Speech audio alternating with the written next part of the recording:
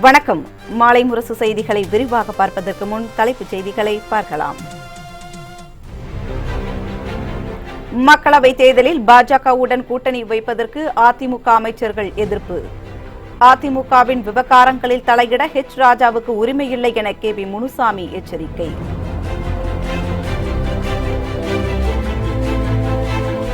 இந்தியர்களின் தலையில் கல்லையும் வாயில் மண்ணையும் போட்டவர் பிரதமர் மோடி. கொல்கத்தாவில் நடைபெற்ற கூட்டணி கட்சி மாநாட்டில் ஸ்டாலின் கடும் தாக்கு.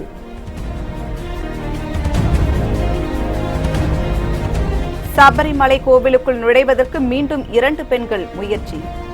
போராட்டக்காரர்களால் தடுத்து நிறுத்தப்பட்டதால் போலீசார் திருப்பி அனுப்பினர்.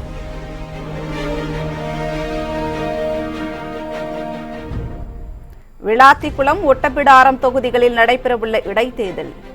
நாளை முதலமைச்சர் பிரச்சாரத்தை தொடங்குவதாக கடம்பூர் ராஜு தகவல்.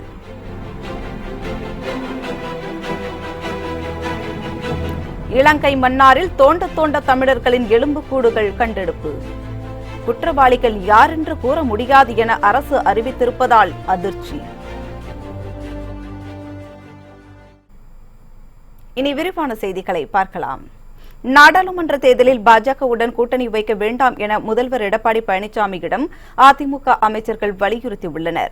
நாடாளுமன்ற தேர்தலுக்கு பாஜகவுடன் அதிமுக கூட்டணி அமைக்குமா அல்லது தனித்து களம் இறங்குமா என்பது குறித்து அரசியல் வட்டாரங்களில் பெரும் எதிர்பார்ப்பு ஏற்பட்டுள்ளது. கூட்டணி பற்றி கருத்து தெரிவித்த முதலமைச்சர் எடப்பாடி பழனிசாமி, தமிழக மக்களுக்கு நன்மை செய்யும் கட்சிதான் மத்தியில் ஆட்சிக்கு வர வேண்டும், அதற்குதான் அதிமுக ஆதரவு அளிக்கும் என வெளிப்படையாக தெரிவித்திருந்தார். மேலும் தேர்தல் நேரத்தில் கூட்டணி குறித்து முடிவு செய்யப்படும் என்று துணை முதலமைச்சர் ஓ பன்னீர்செல்வம் கூறியிருந்தார். ஆனால் அதிமுக அமைச்சர்கள் கருத்து தெரிவிக்கும் போது ஜெயலலிதா பாணியில் சொல்வோம் என்று தனித்து போட்டி என்பதை உறுதி செய்தனர்.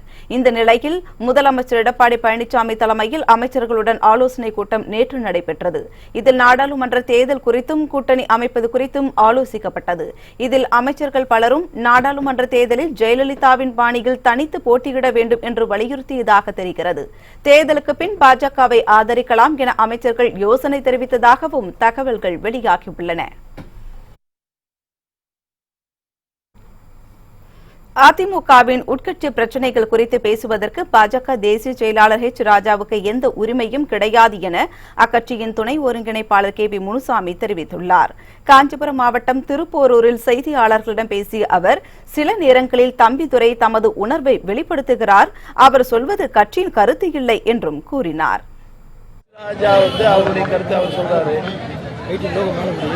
அவங்க கட்சியில் அவர் சொல்ற, எங்க கட்சியில் இருக்கிறது அவர் சொல்றதுக்கு அவருக்கு எந்தவித உரிமையும் கிடையாது. ஒன்று. ரெண்டாவது, எங்க கட்சியோட ஒரு மூத்த தலைவர் திரு தம்பிதுரை சில நேரங்களில் அவருடைய உணர்வுகளை வெளிக்காட்டுறாரு. அதனால அது ஒரு முடிவான நிகழ்வு இல்லை. அவர் சொல்றாரு, அதே முழுமையே கட்சிக்கினுடைய கருத்தாக இல்லை. கட்சியினுடைய கருத்தாக எப்பொழுது வரும் என்றால், தலைமை கழகத்தில் கட்சியினுடைய தலைவர்கள் ஒன்று கூடி ஒரு முடிவெடுத்து தலைமை கழகத்தில் சொல்லுகின்ற கருத்து தான் இறுதியான கட்சியினுடைய முடிவாக இருக்கும். தூத்துக்குடி மாவட்டம் விளாத்திக்குளம் மற்றும் ஒட்டப்பிடாரத்தில் காலியாக உள்ள தொகுதிகளுக்கான இடைத்தேர்தல் பிரச்சாரத்தை நாளை முதலமைச்சர் பழனிசாமி தொடங்க இருப்பதாக அமைச்சர் கடம்பூர் ராஜு தெரிவித்துள்ளார்.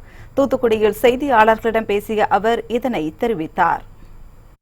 மாவட்ட எல்லையான நமது கோவில்பட்டியில் மாவட்ட கழகத்தின் தூத்துக்குடி மாவட்ட மக்களின் சபாவும் கழகத்தின் சபா மிக சிறப்பான எழுச்சிமிக்க வரவேற்பு இங்கே அளிக்கப்படுகின்றது.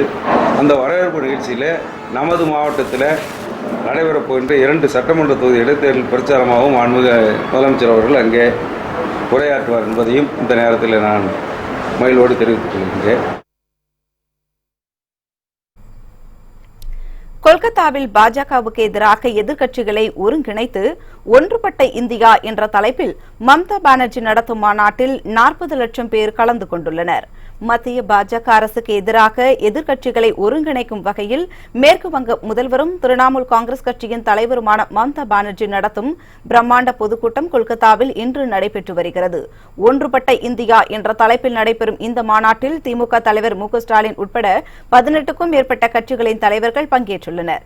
இதற்காக திமுக தலைவர் ஸ்டாலின் உட்பட சமாஜ்வாடி கட்சி தலைவர் அகிலேஷ் யாதவ், மதசார்பற்ற ஜனதா தள தலைவர் தேவகவுடாவின் மகனும் கர்நாடக முதல்வருமான தலைவருமான குமாரசாமி, தேசியவாத காங்கிரஸ் தலைவர் சரத்பவார், தேசிய மாநாட்டு கட்சியின் தலைவர் ஃபரூக் அப்துல்லா உள்ளிட்டோர் கொல்கத்தாவில் முகாமிட்டுள்ளனர்.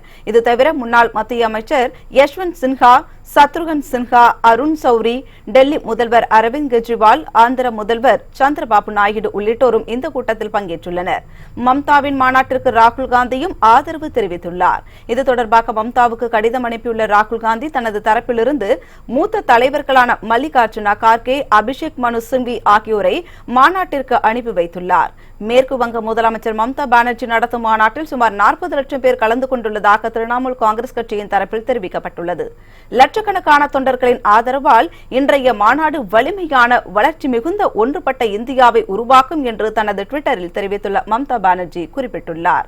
இந்த மாநாட்டிற்காக 20 பிரம்மாண்டமான LED-கள் அமைக்கப்பட்டுள்ளன.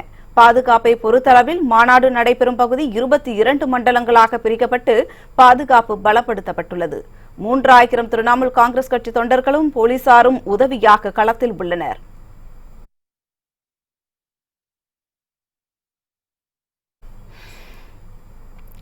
வேறு வேறு மாநிலங்களில் இருந்தாலும் ஒற்றுமையாக இருப்பதால் வரும் நாடாளுமன்ற தேர்தலில் பிரதமர் மோடி வீழ்வது உறுதி என திமுக தலைவர் மு க ஸ்டாலின் தெரிவித்தார். மேற்கு வங்க மாநிலம் கொல்கத்தா பிரிகேடு பயிற்சி மைதானத்தில் நடைபெற்று வரும் பாஜகவுக்கு எதிரான மாநாட்டில் பேசிய அவர் வங்கதேச மொழியில் அனைவருக்கும் வாழ்த்துக்களை தெரிவித்து தனது உரையை தொடங்கினார். அப்போது பேசிய அவர் பிரதமர் மோடி இந்தியாவில்தான் இருக்கிறாரா இல்லையா என்று தெரியவில்லை என்று கூறினார். பாஜகவை விரட்ட வேண்டும், மோடியை வீட்டுக்கு அனுப்ப வேண்டும் என சூளுரைத்த ஸ்டாலின் இந்தியாவின் 2வது சுதந்திர போராட்டத்தில் மோடியை வீழ்த்த அனைத்து கட்சிகளும் ஒன்று சேர வேண்டும் என்று கேட்டுக் கொண்டார். வேற்றுமையில் ஒற்றுமை என்பது போல் நாம் வேறு வேறு மாநிலத்தவர்களாக இருந்தாலும் நமது நோக்கம் ஒன்றுதான் என்று கூறிய ஸ்டாலின் ஒற்றுமையாக இருப்பதால் வரும் நாடாளுமன்ற தேர்தலில் பிரதமர் மோடி வீழ்வது உறுதி எனவும் தெரிவித்தார். ஒவ்வொருவரும் பெயரிலும் 15 லட்சம் ரூபாயை வங்கியில் செலுத்தியதாக கூறிய மோடி இந்தியர்களின் தலையில் கல்லையும் வாயில் மண்ணையும் போட்டுள்ளதாக காட்டமாக பேசினார். வங்கத்து புலிகளே, உங்களுக்கு தமிழ்நாட்டு ஸ்டாலினின் அன்பு வணக்கங்கள். இந்தியாவின் ஒற்றுமையை குலைத்து மக்களிடம் மோதல் போக்கை உருவாக்கி மதவாத இந்தியாவை உருவாக்க நினைக்கும் நச்சு சக்திகளான பாரதிய ஜனதா கட்சியிடமிருந்து நாட்டை மீட்பதுதான் சுதந்திர போராட்டம் என்று நான் சொல்லுகிறேன். பாரதிய ஜனதா கட்சியை வீழ்த்த வேண்டும், நரேந்திர மோடியை வீட்டுக்கு அனுப்ப வேண்டும். நாம் வேறு வேறாக இருந்தாலும் நம்முடைய லட்சியம் ஒன்றுதான். இந்த ஒற்றுமை மட்டும் நம்மிடம் இருக்குமே என்றால் நமக்கு வெற்றிதான், தோல்வி நரேந்திர மோடிக்குத்தான். இலங்கை மன்னாரில் தோண்டப்பட்டு வரும் புதைக்குழி ஒன்றில் நூற்றுக்கணக்கான தமிழர்களின் பிணங்கள் கண்டெடுக்கப்பட்ட சம்பவம் பெரும் அதிர்வலைகளை ஏற்படுத்தியுள்ளது. இலங்கையில் உள்ள மன்னார் பகுதியில் இறுதிப் போரின் போது தமிழர்கள் பலர் கொன்று குவிக்கப்பட்டனர். மேலும் ஏராளமானோர் மாயமானதாக ஐக்கிய நாடுகள் சபை வரை புகார் தெரிவிக்கப்பட்டு விசாரணைகள் நடைபெற்று வருகின்றன. இந்த நிலையில் மன்னாரில் உள்ள புதைக்குழி ஒன்றில் தோண்ட தோண்ட தமிழர்களின் எலும்புக்கூடுகள் எடுக்கப்பட்டு வருவதாக அங்கிருந்து வரும் தகவல்கள் தெரிவிக்கின்றன. இதுவரை 283 பேர்களின் எலும்புக்கூடுகள் கண்டறிய பட்டதாகவும் அதில் 12 சிறுவர்களின் எலும்புக்கூடுகள் அடங்கும் என்றும் வெளியாகியுள்ள செய்திகள் உலக தமிழர்களின் மத்தியில் அதிர்வலைகளை ஏற்படுத்தியுள்ளது. இந்த புதைக்குழிகளை தோண்டும் பணிகள் தொடர்ந்து நடைபெற்று வருவதாகவும் இங்கு புதைக்கப்பட்ட சடலங்கள் யாரால் புதைக்கப்பட்டது, அதற்கு யார் பொறுப்பு என்பதையும் அதிகாரிகள் கூற மறுத்துள்ளனர். தொடர்ந்து 19 அடி ஆழத்தில் இருந்த மனித எலும்புக்கூடுகள் எடுக்கப்பட்டு வருவது இலங்கை மக்களையும் அதிர்ச்சியில் ஆழ்த்தியுள்ளது. தென் மாநிலங்களில் பாஜகவுடன் கூட்டணி அமைக்க யாரும் தயாராக இல்லை என்று புதுச்சேரி முதலமைச்சர் நாராயணசாமி தெரிவித்தார். சென்னை விமான நிலையத்தில் செய்தியாளர்களிடம் பேசிய அவர் நாட்டில் மாற்றத்தை கொண்டு வர வேண்டும் என மதசார்பற்ற கட்சிகள் ஒன்றிணைந்துள்ளதாகவும் வரும் நாடாளுமன்ற தேர்தலில் இந்த மிகப்பெரிய கூட்டணி பாஜகவை வீழ்த்தும் எனவும் நம்பிக்கை தெரிவித்தார். தமிழகம் மற்றும் புதுவை உள்ளிட்ட தென் மாநிலங்களை பொறுத்தவரை பிஜேபியுடன் கூட்டணி வைக்க யாரும் தயாராக இல்லை என்றும் முதலமைச்சர் நாராயணசாமி தெரிவித்தார். பெரிய அணியை அமைத்து இந்த நாட்டில் ஒரு மாற்றத்தை கொண்டு வர வேண்டும் என்று பல மாதங்களாக முயற்சி செய்தார்கள். இன்றைய தினம் மம்தா பானர்ஜி அம்மையார் அவர்கள் நடத்துகின்ற பேரணி ஒரு பிரம்மாண்டமான பேரணியாக இருக்கும் என்று எனக்கு நம்பிக்கை இருக்கிறது. இந்திய நாட்டு மக்களுடைய கலாச்சாரத்தை சீரழித்துக் கொண்டிருக்கின்ற பாரதிய ஜனதா கட்சியும் நரேந்திர மோடி அவர்களை வீட்டுக்கு அனுப்புவதுதான் எங்களுடைய முதல் குறிக்கோள் என்று தலைவர் ராகுல் காந்தி அவர்கள் தெளிவாக கூறியிருக்கிறார்கள். மரியாதைக்குரிய தம்பிதுரை அவர்கள் நாங்கள் பாரதிய ஜனதா கட்சியோட கூட்டணி சேர்ந்தால் தற்கொலைக்கு சமம்னு சொல்லியிருக்காரு. அதனால் பாரதிய ஜனதா கட்சியினுடைய தமிழகத்தை பொறுத்த புதுச்சேரி மாநிலம், தென் மாநிலங்களை பொறுத்த வரைக்கும் பாரதிய ஜனதா கட்சி கூட கூட்டணி வைப்பதற்கு யாரும் தயாராக இல்லை. சபரிமலை கோவில் நடை நாளை அடைக்கப்பட உள்ள நிலையில் ஐயப்பனை தரிசிக்க சென்ற 2 இளம் பெண்கள் போராட்டக்காரர்களால் தடுத்து நிறுத்தப்பட்டு திருப்பி அனுப்பப்பட்டதால் மீண்டும் பரபரப்பு ஏற்பட்டுள்ளது. சபரிமலையில் மண்டல மகர விளக்கு பூஜைகள் நிறைவடைவதை அடுத்து கோவில் நடை நாளை அதிகாலை 6:30 மணிக்கு அடைக்கப்படுகிறது. இந்த நிலையில் கேரளாவை சேர்ந்த ஷனிலா, ரேஷ்மா ஆகிய 2 இளம் பெண்கள் இன்று சபரிமலை சென்றுள்ளனர். அப்போது நிலக்கல் கேம்ப் பகுதியில் போராட்டக்காரர்கள் பெண்கள் இருவரையும் கண்டித்து ஆர்ப்பாட்டம் செய்தனர். மேலும் பெண்கள் இருவரையும் முன்னேறி செல்ல விடாமல் போராட்டக்காரர்கள் நிலக்கல்லிலேயே தடுத்து நிறுத்தினர். இதுகுறித்து தகவல் அறிந்து பம்பையில் உள்ள பெண்களை கண்டித்து போராட்டத்தில் ஈடுபட நடவடிக்கைகள் மேற்கொள்ளப்பட்டுள்ளன. இதனை அறிந்த காவல்துறையினர் போராட்டக்காரர்களை மீறி கோவிலுக்கு சென்றால் விபரீதம் ஏற்படும் என எச்சரித்து ஷனிலா, ரேஷ்மா ஆகிய இருவரையும் நிலக்கல்லிலேயே திருப்பி அனுப்பினர். இந்த சம்பவம் காரணமாக சபரிமலை சன்னிதானம், நிலக்கல், பம்பை பகுதிகளில் குவிந்திருந்த பக்தர்களிடையே பெரும் பரபரப்பு ஏற்பட்டது. உயர்நீதிமன்ற வழக்காடு மொழியாக தமிழை கொண்டுவர ஆளுநர் பன்வாரிலால் புரோஹித் ஆதரவு தெரிவித்துள்ளார். சென்னை கிண்டியில் உள்ள தனியார் நட்சத்திர விடுதியில் சட்டக்கதிர் என்ற மாத இதழ் வெள்ளி விழா நிகழ்ச்சியில் வழக்கறிஞர்களுக்கு விருது வழங்கும் நிகழ்ச்சியை ஆளுநர் பன்வாரிலால் புரோஹித் தொடங்கி வைத்தார். பின்னர் ஓய்வு பெற்ற உச்சநீதிமன்ற நீதிபதி AR லட்சுமணனுக்கு நீதி தமிழறிஞர் விருதை ஆளுநர் பன்வாரிலால் வழங்கினார். இந்த நிகழ்ச்சியில் ஓய்வு பெற்ற உச்சநீதிமன்ற நீதிபதி AR லட்சுமணன், உயர்நீதிமன்ற நீதிபதி R மகாதேவன் உள்ளிட்டோருடன் ஓய்வு பெற்ற உயர்நீதிமன்ற நீதிபதிகள், மூத்த வழக்கறிஞர்கள் கலந்து கொண்டனர். இந்த நிகழ்ச்சியில் பேசிய ஆளுநர் பன்வாரிலால் 1971 ஆண்டில் தமிழ் மொழி கீழமை நீதிமன்றங்களின் வழக்காடு மொழியாக கொண்டுவரப்பட்டது என்றும், தமிழ் வழக்காடு மொழியாக இருப்பது நீதிமன்றங்களுக்கு வரும் கிராமப்புற மக்களுக்கு உதவியாக இருப்பதாகவும் தெரிவித்தார்.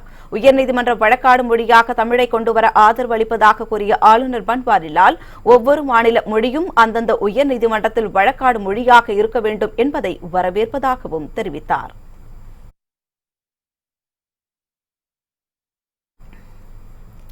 புதுக்கோட்டை மாவட்டம் விராலிமலையில் 2000 காளைகள் கலந்து கொள்ளும் ஜல்லிக்கட்டு போட்டியை முதலமைச்சர் எடப்பாடி பழனிசாமி நாளை தொடங்கி வைக்கிறார்.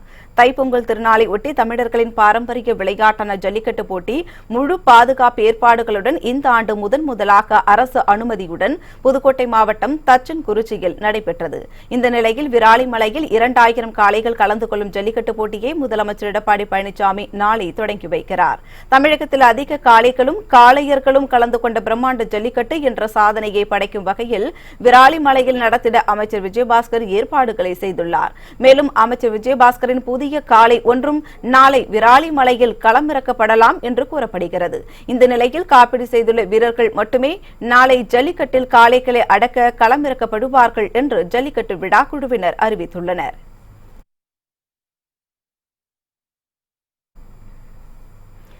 ஈரோட்டில் நடந்த ஜல்லிக்கட்டு போட்டியை அமைச்சர்கள் செங்கோட்டையன், கருப்பணன், உடுமலை ராதாகிருஷ்ணன் ஆகியோர் கொடியசைத்து தொடங்கி வைத்தனர்.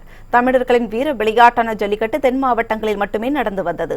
முதன்முறையாக ஈரோட்டில் இன்று நடைபெற்றது. இதில் 150 காளைகளும் 200க்கும் மேற்பட்ட காளையர்களும் கலந்து கொண்டனர். மாடுபிடி வீரர்களுக்கு மருத்துவ பரிசோதனை செய்யப்பட்டு 20 முதல் 40 வயதுக்குள் உள்ளவர்கள் மட்டும் அனுமதிக்கப்பட்டனர். 600க்கும் மேற்பட்ட போலீசார் பாதுகாப்பு பணியில் ஈடுபட்டனர். திருப்பூர், மதுரை, மேலூர், மதுரை, தேனி ஆகிய பகுதிகளிலிருந்து பார்வையாளர்கள் ஏராளமானோர் வந்திருந்தனர்.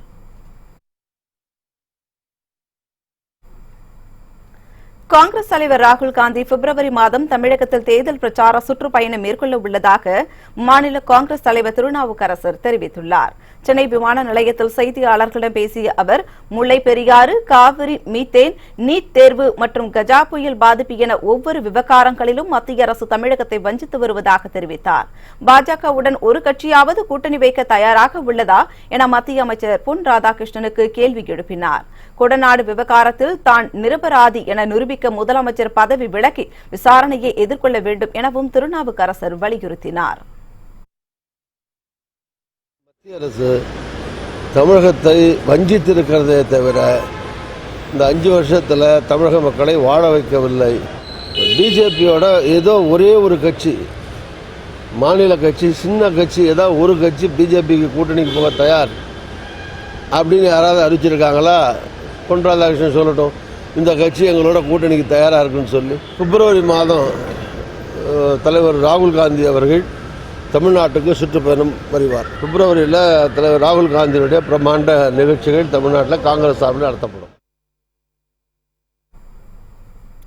ஹரியானா மாநிலம் குருகிராம் விடுதியில் தங்க வைக்கப்பட்டுள்ள பாஜக எம்எல்ஏக்கள் கர்நாடகா திரும்பி வர எடியூரப்பா அவசர உத்தரவு பிறப்பித்தார்.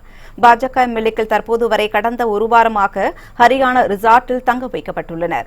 சுமார் 12 சட்டமன்ற உறுப்பினர்களை பாஜக விலைக்கு வாங்கி பின்வாசல் வழியாக ஆட்சியை பிடிக்க முயற்சிப்பதாக குற்றச்சாட்டு எழுந்தது. இந்நிலையில் பெங்களூருவில் சட்டமன்ற வளாகத்தில் காங்கிரஸ் எம்எல்ஏக்கள் கூட்டம் நேற்று நடைபெற்றது. இதில் 79 எம்எல்ஏக்கள் கலந்து கொள்வார்கள் என எதிர்பார்க்கப்பட்ட நிலையில் 75 பேர் மட்டுமே பங்கேற்றனர். அவர்களில் யாரும் பாஜகவினருக்கு விலை போய் விடக்கூடாது என்பதற்காக அந்த 75 எம்எல்ஏக்களும் ரிசார்ட்டுக்கு அழைத்து செல்லப்பட்டனர். கர்நாடக அரசியலில் பரபரப்பு நிலவுவதால் குருகிராமுக்கு சென்ற பாஜக எம்எல்ஏக்களை கர்நாடகாவுக்கு திரும்பும்படி அக்கட்சியின் மாநில தலைவர் எடியூரப்பா உத்தரவிட்டுள்ளார்.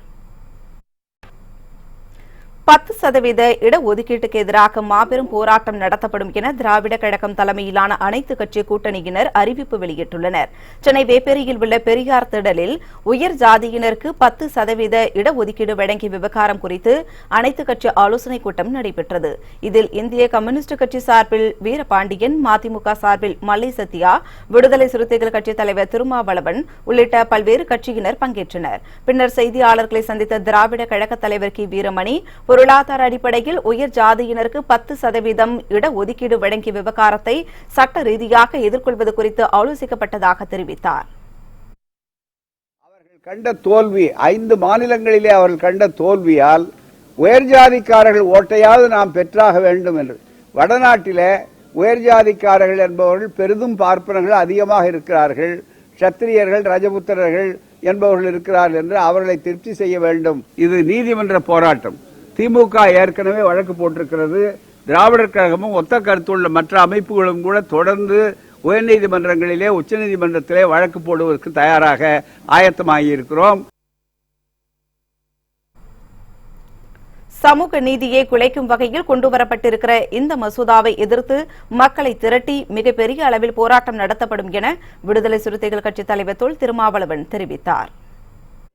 இந்த சமூக நீதி அடிப்படையில் ஒடுக்கப்பட்டவர்களுக்கு, இதர பிற்படுத்தப்பட்டவர்களுக்கு வழங்கப்படுகிற இந்த முன்னுரிமையை முற்றிலும் அழித்தொழிக்க வேண்டும் என்கிற கெட்ட எண்ணத்தோடு கொண்டு வரப்பட்டிருக்கிற ஒரு முறைதான் பொருளாதார அடிப்படையிலான இடஒதுக்கீட்டு முறை. திராவிடர் கழகம் எடுத்திருக்கிற இந்த முன்முயற்சியின் அடிப்படையில் அனைத்து தோழமை கட்சிகளும், திமுக உள்ளிட்ட பல தோழமை கட்சிகளும் ஒரு மாபெரும் போராட்டத்தை முன்னெடுப்பதென்று விடுதலை சிறுத்தைகளின் சார்பிலே கருத்தை முன்மொழிந்திருக்கிறோம்.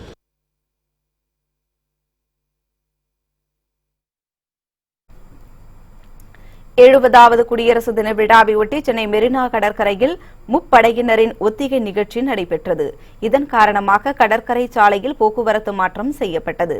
இந்தியாவின் 70வது குடியரசு தின விழா வரும் 26ஆம் தேதி நாடு முழுவதும் கோலாகலமாக கொண்டாடப்பட உள்ளது. சென்னையில் நடைபெறும் குடியரசு தின விழாவில் ஆளுநர் பன்வாரிலால் புரோஹித் தேசிய கொடியை ஏற்றி வைக்கிறார். இந்த நிலையில் குடியரசு தின விழாவுக்காக முப்படையினரின் அணிவகுப்பு ஒத்திகை சென்னை கடற்கரையில் உள்ள காந்தி சிலை முன்பாக நடைபெற்றது. இதில் முப்படை அதிகாரிகளுடன் தேசிய மாணவர் படையை சேர்ந்த மாணவர்கள் மற்றும் கலை நிகழ்ச்சிகளில் பங்கேற்க உள்ள மாணவர்கள் கலந்து கொண்டனர். இதனிடையே குடியரசு தின விழா ஒத்திகை காரணமாக காலை 6 மணி முதல் 10 மணி வரை கடற்கரை சாலையில் போக்குவரத்து மாற்றம் செய்யப்பட்டுள்ளது. சென்னை மெரினா கடற்கரை சாலையில் உள்ள கலங்கரை விளக்கம் முதல் போர் நினைவு சின்னம் வரை வாகனங்களுக்கு அனுமதி மறுக்கப்பட்டுள்ளது.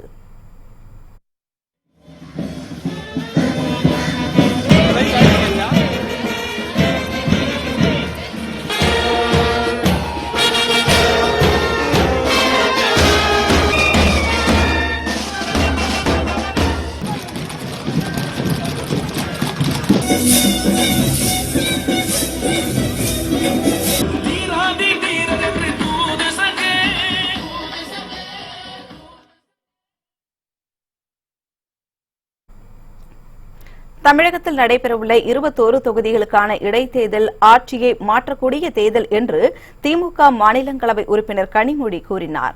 கோவில்பட்டியில் நடைபெற்ற ஆலோசனைக் கூட்டத்தில் பேசிய அவர் இதனை தெரிவித்தார். தொகுதியில் இடைத்தேர்தல் வரும்.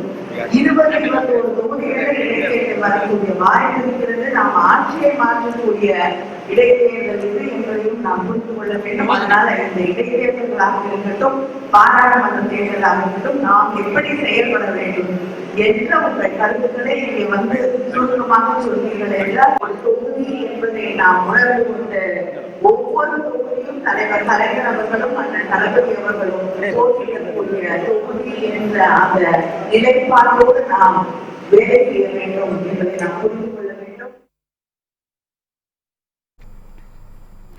காஷ்மீர் மாநிலத்தில் கடும் குளிர் நிலவி வருவதால் மக்கள் பெரும் அவதிக்குள்ளாகியுள்ளனர். கடும் பனிப்பொழிவு காலம் என்று அழைக்கப்படும் சில்லாய் கலான் ஜம்மு காஷ்மீரில் தொடங்கியுள்ளது. இதனால் மாநிலத்தின் பல இடங்களில் -15 டிகிரிக்கு வெப்பநிலை சென்றுள்ளது. பனிப்பொழிவு காரணமாக ஸ்ரீநகர் நெடுஞ்சாலை உள்ளிட்ட பல முக்கிய சாலைகள் மூடப்பட்டன. லே பகுதியில் நேற்று முன்தினம் இரவு மைனஸ் வெப்பநிலை பதிவாகியுள்ளது. இது நடப்பு குளிர்காலத்தின் அதிக குளிரான இரவாக கணக்கிடப்பட்டுள்ளது. இந்த கடும் குளிரால் மக்களின் இயல்பு வாழ்க்கை பாதிக்கப்பட்டுள்ளதோடு மிகவும் அவதிக்குள்ளாகியுள்ளனர். நாகையில் கஜா புயல் பாதித்த 181 கிராமங்களுக்கு மட்டுமே அரசு நிவாரண சலுகைகள் பொருந்தும் என்று அமைச்சர் OS மணியன் தெரிவித்துள்ளார். நாகையில் செய்தியாளர்களிடம் பேசிய அவர், கஜா புயலால் பாதிக்கப்பட்ட பகுதிகளில் 95% நிவாரணப் பணிகள் நிறைவடைந்ததாக கூறினார். புயலை பொறுத்தவரை பாதிக்கப்பட்டிருக்கிற நிவாரண உதவிகள் யாருக்கு போய் சேர வேண்டுமோ அதற்கான கணக்கெடுப்பு பணிகள் பல்வேறு பிரச்சனைகளுக்கு இடையேயும் மிகச் சிறப்பாக நாகப்பட்டினம் மாவட்டத்தில் நடந்தேறி இருக்கிறது. இதில் குறைபாடுகள் ஆங்கொன்று இங்கொன்றுமாக இருப்பது இயற்கை. அது இப்பொழுது கண்டறியப்பட்டு வட்டாட்சியர் மூலமாகவும் அதற்கு பிறகு கோட்டாட்சியர் மூலமாகவும் மாவட்ட ஆட்சியர் மூலமாகவும் கண்டறியப்பட்டு உரிய நடவடிக்கை எடுக்கப்பட்டு ECS முறையில் பணம் அனுப்புகிற பொழுது ஒரு 0 அல்லது ஒரு எண் கூடுதலாக சேர்க்கப்பட்டிருந்தாலோ அல்லது விடுபட்டிருந்தாலோ அந்த தொகை மீள வந்து விடுகிறது. அந்த தொகையை திரும்பவும் சரிபார்த்து அனுப்புகிற பணி நடந்திருக்கிறது. சென்னை தேனாம்பேட்டை DMS வண்ணாரப்பேட்டை இடையே இம்மாத இறுதியில் மெட்ரோ ரயில் சேவை தொடங்கும் என எதிர்பார்க்கப்படுகிறது. சென்னை DMS வண்ணாரப்பேட்டை இடையேயான மெட்ரோ ரயில் சேவைக்கான பணிகள் முழுவீச்சில் நடைபெற்று வந்தன. அதற்கான பணிகள் தற்போது நிறைவடைந்துள்ள நிலையில் இந்த வழித்தடத்தில் விரைவில் ரயில் இயக்கப்பட உள்ளது. இந்நிலையில் இந்த வழித்தடத்தில் செய்யப்பட்டுள்ள பாதுகாப்பு குறித்து மெட்ரோ ரயில் பாதுகாப்பு ஆணையர் மனோகரன் ஆய்வு மேற்கொண்டார். ரயில்வே பாதுகாப்பு ஆணையர் ஆய்வு இன்றும் நாளையும் 2 நாட்கள் நடைபெறும் என தெரிவிக்கப்பட்டுள்ளது. ஆய்வுக்கு பின் செய்தியாளர்களிடம் பேசிய மனோகரன், DMS வண்ணாரப்பேட்டை வழித்தடத்தில் இயக்கவுள்ள மெட்ரோ ரயில் பாதுகாப்பு பணிகள் குறித்து ஆய்வு செய்ததாகவும் ஆய்விற்கு பிறகு சான்றிதழ் அளிக்கப்பட்டு விரைவில் ரயில் இயக்கப்படும் என்றும் தெரிவித்தார்.